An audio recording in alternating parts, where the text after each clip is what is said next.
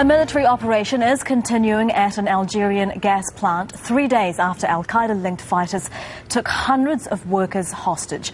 More than 600 people are reported to have been released from the plant in the Sahara Desert, but at least 30 people, including more than a dozen foreign workers, are unaccounted for. Algerian state media says 12 hostages and 18 gunmen have died in the operation. Some of those freed have described their ordeal. Hundreds of Algerians and Westerners were freed or escaped in that operation on Thursday. Algerian media report at least 12 hostages were killed. 4 Norwegians and a Canadian oil worker have been evacuated to Norway. U.S. Secretary of State Hillary Clinton called the situation an act of terror.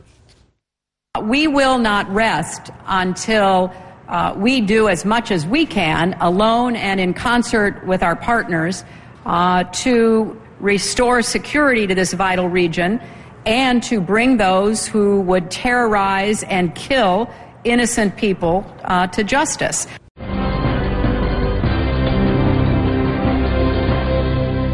The officials said at one point they were keeping the freed foreigners in a safe place in the plant, and they said they're taking measures to prevent gas facilities from exploding. The state-run news agency reports the militants still control part of the plant and may be holding more than 30 foreigners.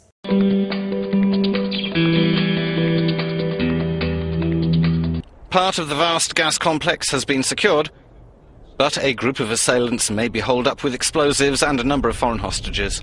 Several eyewitnesses said the terrorists said all the Christians and infidels would be put to death. Yet 24 hours after the Algerian army began its assault, some information has begun to filter through.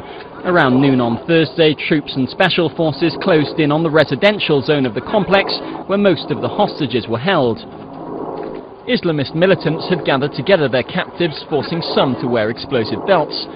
During the assault, one group of militants sought to escape the site along with hostages. Algerian helicopters opened fire. Militants themselves destroyed one of the vehicles by detonating explosives. Many Algerian workers and several hostages have managed to flee the site. One French national described to France's Europe 1 radio station how he avoided capture before being set free by the Algerian army.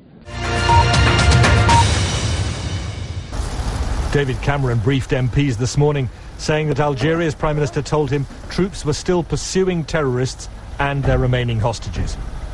He said that the terrorists had tried to flee, that they judged there to be an immediate threat to the lives of the hostages and had felt obliged to respond. Last night, the number of British citizens at risk was less than 30.